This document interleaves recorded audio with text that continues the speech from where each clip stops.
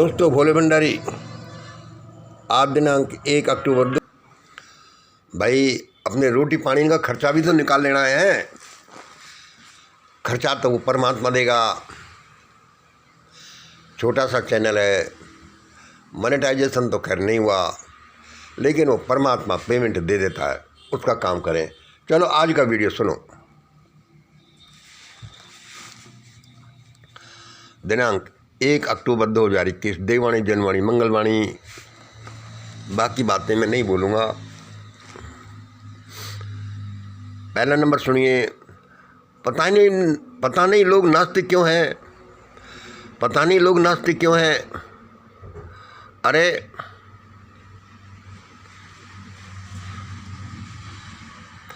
अरे इनको मैं कैसे मानूं?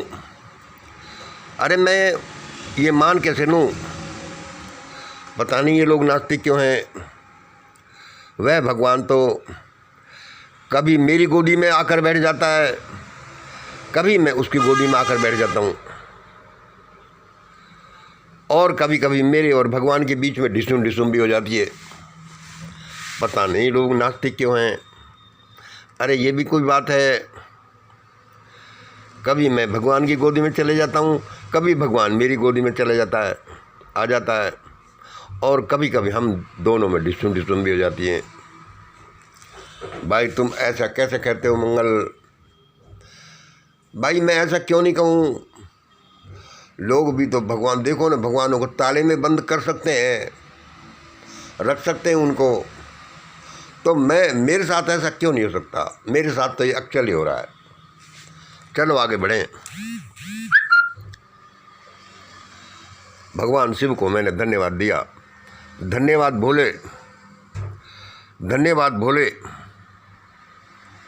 जो तुमने ये 2014 से आरएसएस और बीजेपी का शासन दिया। धन्यवाद भोले, जो तुमने ये 2014 से आरएसएस और बीजेपी का शासन दिया। इसका मतलब तुमने पुरानी फाइलें खोली हैं। इसका मतलब तुमने पुरानी फाइलें खोली हैं। अरे भाई मैं तो बहुत बुद्धू हूँ लॉर्ड शिवा। मेरे तो समझ में ही 6-7 साल बाद आया है। मेरे तो समझ में ही 6 साल बाद आया है। मैं तो इनको वैसे ही बिना बात ही गाली देते रहता हूँ। भाई 2 नंबर मैंने क्या?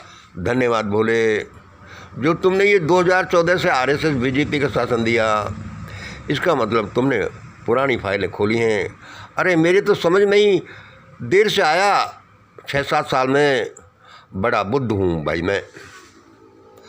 तुम कहोगे भाई मंगल क्या, पहले तो तुम इन लोगों के शासन की बुराई करते रहते और आज बड़ाई करने लग गए। भाई समझ तो है, आते से आती है ना। आज मेरे समझ में आ गई तो मैंने ऐसा कह दिया, क्या करूं? ईश्वर का विधान है ये। तीसरे नंबर देखिए। अरे भाई कैसे क्या हुआ ये बताओ। ये गजब कैसे हुआ? कैसे हुआ ये गजब? राजेश खन्ना के शब्दों में, कैसे हुआ ये गजब कि तुम कह रहे थे ये शासन बुरा है, आप कह रहे हो तुम अच्छा है। कई लोग मुझसे पूछ रहे हैं। 4 नंबर मैं जवाब देता हूँ। अरे सुनो, अरे भाई सुनो, वह परमात्मा दयालु ही नहीं, बहुत न्यायप्रिय भी है। वह परमात्मा दयालु ही नहीं, वह न्यायप्रिय भी है। 5 नंबर ये कैसे भाई, कैसे? कुछ बताओ तो सही, बताओ तो सही कि उसने 2014 से आरएसएस बीजेपी का शासन व्यवस्था दे करके कैसे न्यायप्रियता दिखाई है, कैसे अपना दयालुपन दिखाया है। कुछ हमको भी समझाओ। समझाता हूँ भाई, समझाता हूँ। उसने मुझे समझा दिया तो मैं तुमको भी समझाता हूँ। भाई तुम मेरे प्रिय मित्र हो, समझा तो रहा हूँ, लेकिन तुमने मुझे मेरे प्रिय गाना सुनते सुनते ही डिस्टर्ब कर दिया था। अब शॉर्ट में ही बताऊँगा तो सुनो। देखिए, भारत का प्रश्न ये है, चाहे वो हर बार आए या जैसे भी, 5 नंबर की कैसे, देखो ऐसे, देखो ऐसे। हजारों साल पहले क्या हुआ, शिक्षा प्लस धन प्लस अस्त्र शस्त्र प्लस दिमागी दिवालियापन, शिक्षा विहीन, धन विहीन, अस्त्र विहीन और दिमाग विहीन करके, शिक्षा विहीन, धन विहीन, अस्त्र विहीन और दिमाग विहीन करके भारत में एक विशेष ह्यूमन हाइब्रिड पैदा की गई। क्या, शिक्षा विहीन प्लस धन विहीन प्लस अस्त्र विहीन प्लस दिमाग विहीन करके a special type of important plus save human hybrid was created.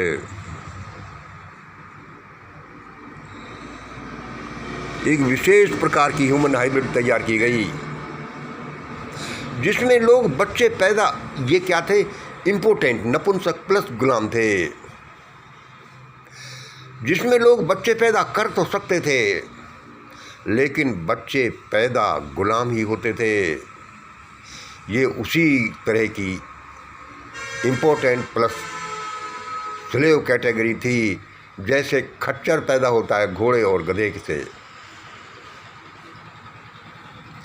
और इतनी भयानक थी कि हजारों साल बीत गए, हजारों साल बीत गए।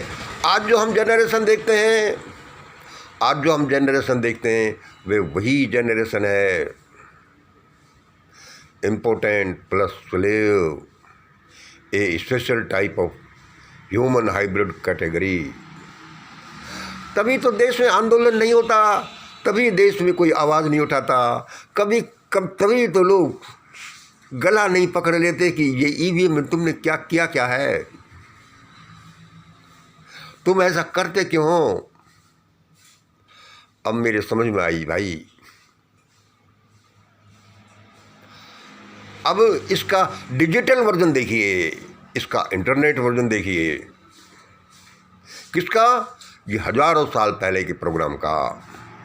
कौन से प्रोग्राम का, मैंने बताया कि ये जो आपने है, अब आज का इंटरनेट वर्जन देखिए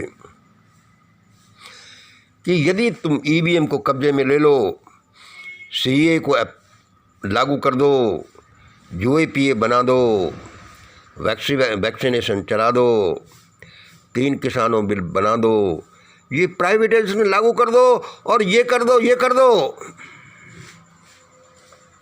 इसका रिजल्ट क्या निकलता है, equal to the same special type of human hybrid, the same special type of human hybrid, important plus slave निकलेगा। आज जो ये गवर्नमेंट कहती है कि अरे हम 3 किसानी बिलों से आय दोगुनी कर देंगे, यूएपीए से ये होगा, ईवीएम से ये होगा, इससे ये होगा, इससे ये होगा, ये सारे वही स्कैंडल है, ये मॉडल डिजिटल वर्जन है उसके जो पहले किया गया।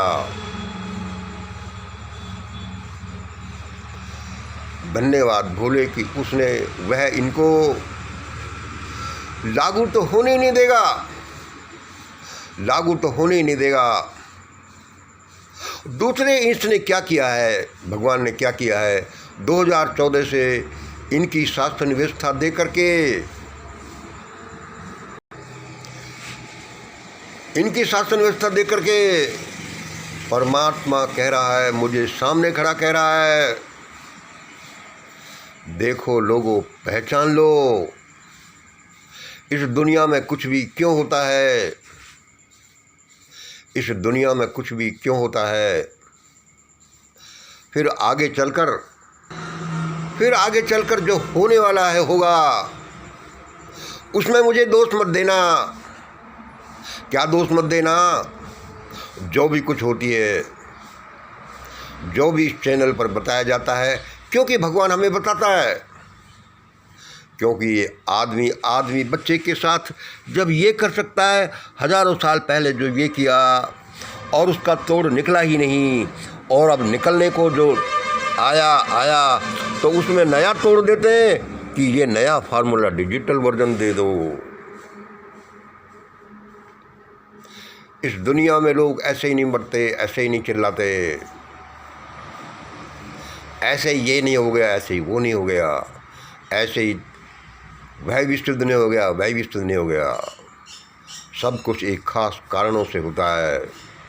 हमें ये पता नहीं कि हम क्या कर रहे हैं। हाँ भाई, बात तो सही है। इन मेरे दोस्तों को ये पता नहीं कि ये क्या कर रहे हैं और इसका रिजल्ट आगे क्या आएगा। ज़्यादा लंबा नहीं कर, हम अब एक प्रश्न का और उत्तर देंगे। तुमने कहा कि भाई मैं ना आस्तिक हूँ, और भाई धन्यवाद बोले कि तुमने ऐसा ऐसा, धन्यवाद बोले कि तुमने ऐसा ऐसा कर दिया। तो भाई ये भोले भंडारी या परमात्मा ऐसे ही हैं, प्रत्यक्ष हैं। तो भाई इन्होंने 5000 साल पहले उस समय लोगों को क्यों नहीं बचाया?